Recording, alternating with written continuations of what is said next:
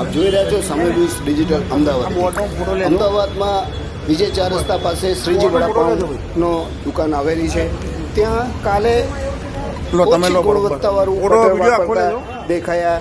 ત્યાંના સંચાલકો બી ત્યાં હાજર હતા. એ લોકો કંઈ બોલવા માંગતા ન હતા, કંઈ કહેવા માંગતા ન હતા. અને જ્યારે સોશિયલ મીડિયા ઉપર એનો વિડીયો જ્યારે વાયરલ થયો ત્યારે એ લોકો કશું બોલ્યા નથી. અને નવરંગપુરા વિસ્તારમાં આવેલું આ દુકાન છે શ્રીજી વડાપાઉં સંચાલક ત્યાં આગળ હાજર હતા.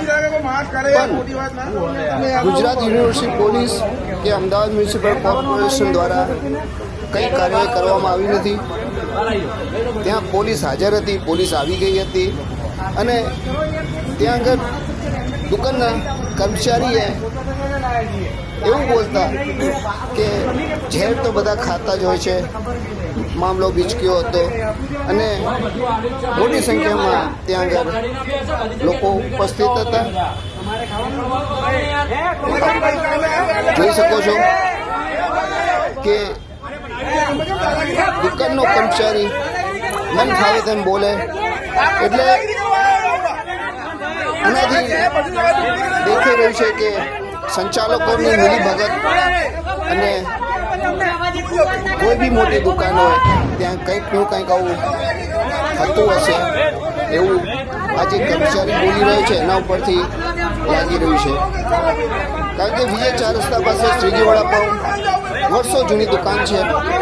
અને એમ કહેવાય કે વડાપાઉં અમદાવાદમાં લાવનાર બોમ્બે વડાપાઉં, શ્રીજી વડાપાઉં આ જ છે. પણ વર્ષો પછી પણ જ્યારે આપણે પૈસા ખર્ચીને વસ્તુ ખાતા હોઈએ અને આપણને પૈસા અસર કિંમત વસ્તુ ના આપતા હોઈએ અને કિંમત આપતા હોઈએ અને જ્યારે ડુપ્લિકેટ વસ્તુ મળે, ભેળસેળવાળી વસ્તુ મળે, ઓછી ગુણવત્તાવાળી વસ્તુ મળે ત્યારે આપણને એમ થાય કે બહારનું ખાવું કે ના ખાવું. આપણે જાણીએ છીએ કે કોરોના દરમિયાન બધી દુકાનો બંધ હતી, બધા માર્કેટો બંધ હતા, કાંઈ કશું મળતું નહોતું.